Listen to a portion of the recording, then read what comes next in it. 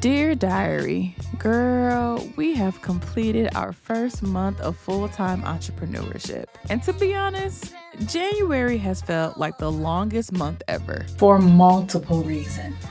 But personally and professionally, this month did not go how I expected. So let's roll it back to the first week. Because this is what I was looking like for most of the month, working from my bed in my robe and headscarf.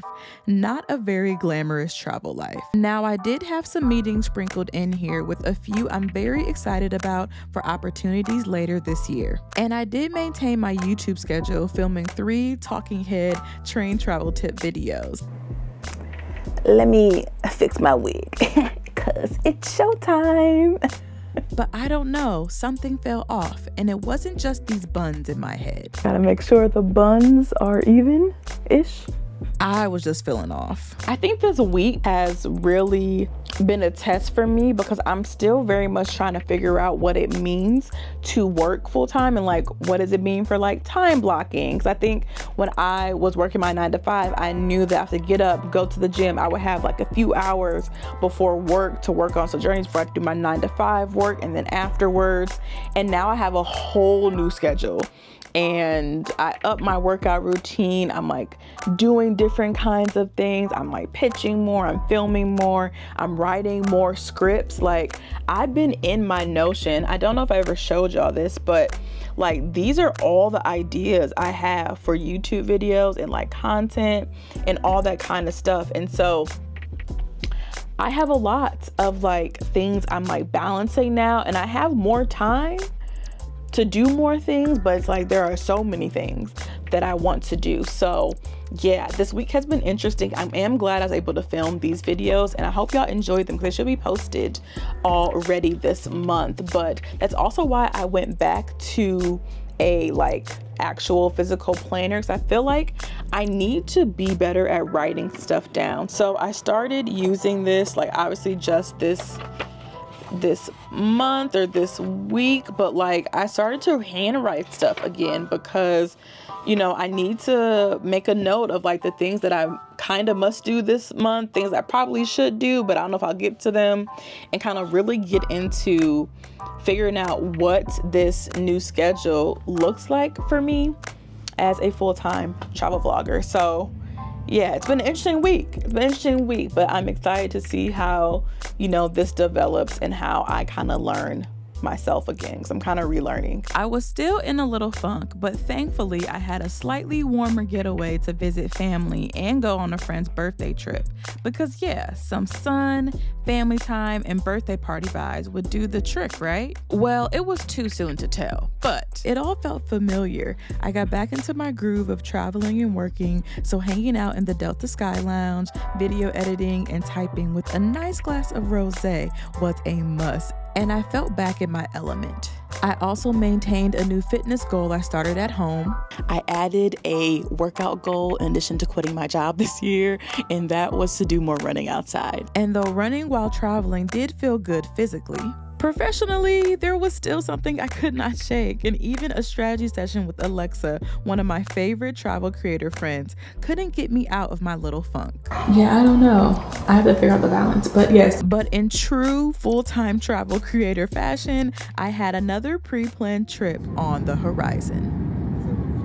A close friend of mine and her sister were turning 30, and for the past year, I had actually been planning their birthday trip to Puerto Rico. I know that part of being a travel entrepreneur is building up my services and expanding my offerings. So while I am very much the train travel queen, I'm never doing just one thing. Therefore, when she asked me to plan their milestone trip, I, of course, said yes, and I'm so glad I did. The trip was full of adventure, ziplining,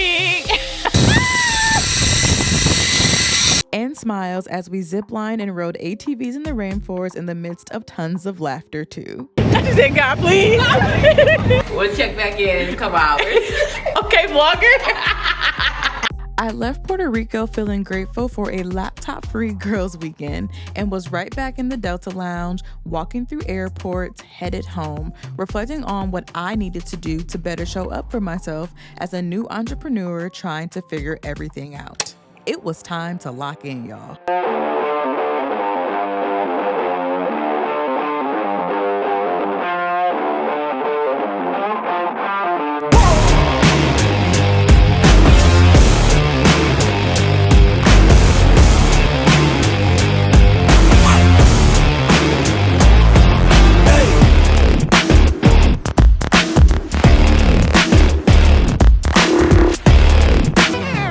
Okay, before we lock back into work, I do want a little update, a little catch up, and I decided in these videos I want to have like an expectations versus reality section, because I feel like when I kind of told the world that I left my 9 to 5 to pursue travel, content creation, entrepreneurship, vlogging, all that good stuff, there were like so many assumptions on what that actually means, what does that look like, and I feel like I can fill a gap here and just talk about what it's like to build a travel business in 2025 and just the current moment that we're living in. So I do have some notes. I've been thinking about this a lot this month on like the things I was told I needed to do to become a full-time travel entrepreneur, and how those expectations aren't always in line with the reality of what it's really like to be a travel vlogger, entrepreneur, content creator full time. So let's be honest for a little second.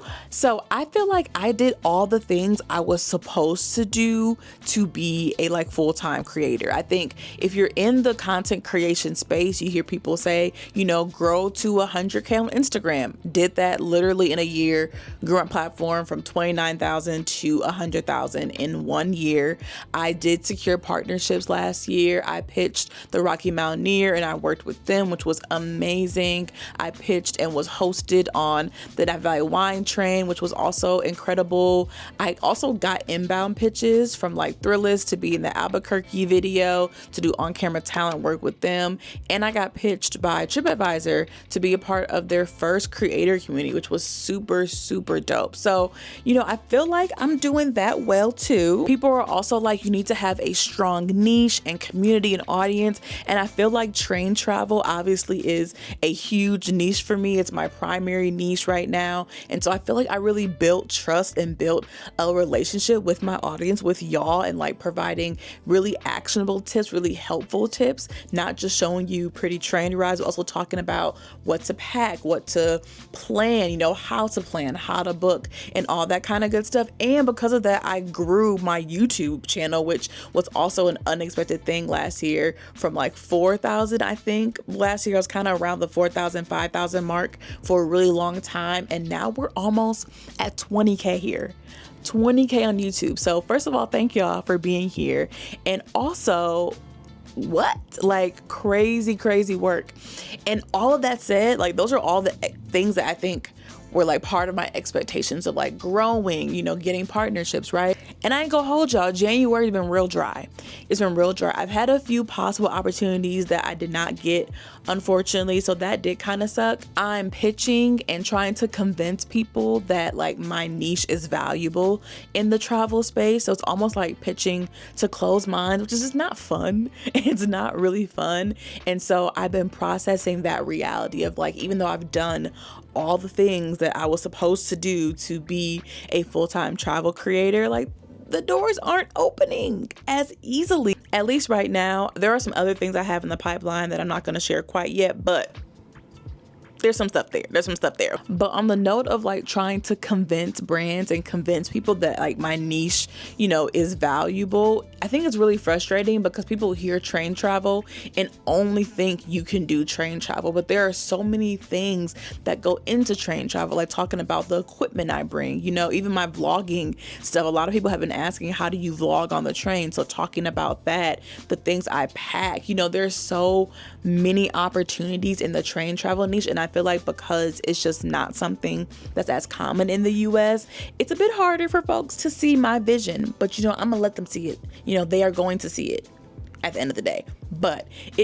has been a bit of a struggle, you know, really trying to get people on board to like, no, train travel is a niche y'all should be investing in. There is a community here. Y'all are very dynamic in what y'all asked me. And I feel like I had done a good job of showing what to do off the train and like where to stay and what to eat. But maybe that isn't translating, you know, as well as I think it is to brands. So that's something for me to think about as I'm kind of on this journey and planning out what I'm going to be doing as an entrepreneur. So definitely can be a bit discouraging, not gonna lie and sit here and say, oh my God, no, I love when people tell me no. No, I don't actually. And so if you are like in a new stage or like you just pivoted very similar to me, here are 3 reminders that I have to remind myself on a daily, okay, on a weekly basis thus far. 1, I'm that girl. Okay, I know what skills I have. I don't have imposter syndrome. That's not what this is. Like, I know I can do what I'm offering. So that's not the issue. It's like, okay, how do I get people who have no idea who I am, who are not following on YouTube, who don't know that I'm the train travel queen, okay, that I can show you the ins and outs of these trains, you know, people who don't know that I travel solo, that I go out to eat alone, you know, all these things that I do on my page. For folks who are not kind of bought into that, how do I bring them into the Sojournies fold? Like, that is the thing I'm always reminding myself of. And so I remind myself, 1, I am that girl, because I am. 2, I also remind myself that I don't take it personally. Like, this is business. I am in a business, right? I am a business, essentially. I'm an entrepreneur. I'm a small business. It's literally just me, this mic, this computer, you know, this camera, this microphone that I have right here too. So I'm reminding myself not to take the no's personally, but I am reminding myself that, you know what, it's business. These are marketers. These are brand people, you know, influencer agencies. You know, they're trying to make sure that their brands are getting the awareness they need. And if I'm not that fit right now, I still could be later. So not taking the no's personally has also been really helpful this month. And 3, also reminding myself this is just the beginning. I'm like not even yet a month into my new job as an entrepreneur. So it's just the beginning. It may be a little slow right now, but it's not going to be slow forever. The more I learn, the more I grow, because I'm in a new field essentially. And so I'm kind of starting, you know, a bit further back than I would like, but don't worry, because one thing I can do is learn a thing. Okay, I can learn a thing, I can read a thing, I will YouTube any skill, okay, and I will learn how to do it. So it's just the beginning, you know, this will not be forever, and I'm still feeling some stuff out. So keeping those 3 things in mind has been super helpful this month. That's where we're at right now. Those were some expectations in my reality that I'm currently living in, but I'm going to lock back into my work. We have some voiceovers to record for Instagram now. And yeah, I'm gonna like tap in, get some videos edited, and then keep chugging along. And I will see y'all sometime later in the week. Though it took the whole month for me to figure it out, I think the funk I had been feeling and naming wasn't a funk at all. It was a return to normalcy and a lack of adrenaline.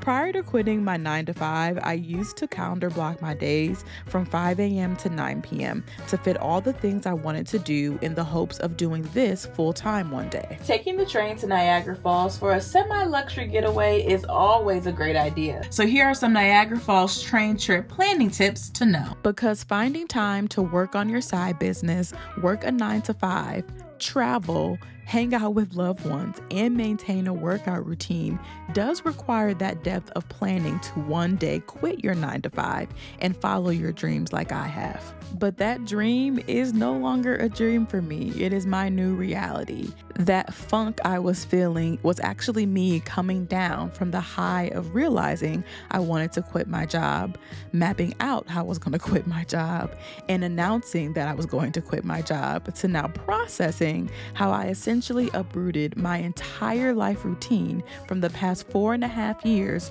to go after what I love to do.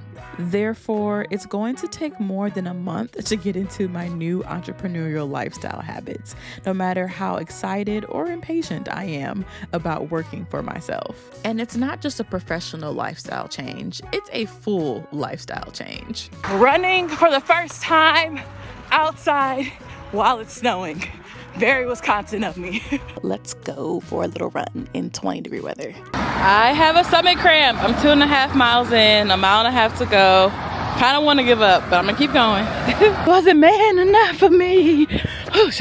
But the hardest part about being on a fitness or entrepreneurial journey is that you can no longer get by doing what you've always done, staying in the same mindset that led to the start of your journey, and expect better results. In true Virgo fashion, I dusted myself off, made a plan, and got to work. I audited myself as a brand and businesswoman, and instead of wallowing in what wasn't coming my way, I invested in some additional support to refine my pitching skills and understand how I need to level up as a full-time travel creator. So, diary, though the weeks didn't flow as well as I thought they should in my first month, I got another no. Entrepreneurship is teaching me to take my time and reframe my thinking. I am doing things I've never done to be someone I've never become. And I have to remind myself that I'm not behind and I shouldn't know everything. I am taking the opportunity to learn new things. And yeah, it's a lot, but I have to feel through it to push through it. I also got out of the house because while I love working from my room when I'm home, my business is not going to be built in a vacuum, even if it means putting on some makeup, a cute yet comfy matching set in the middle of winter, and heading to a local coffee shop to get some work done. Every day counts. Because every week I may not be gallivanting around the globe. Some weeks I will be at home, in my bed, or my desk, working, simply trying to maintain a routine and a healthy-ish lifestyle, or finding balance, enjoying time with friends too. You better hold on tight, diary. I think this is going to be a memorable ride. Quitting my 9-to-5 was just the beginning.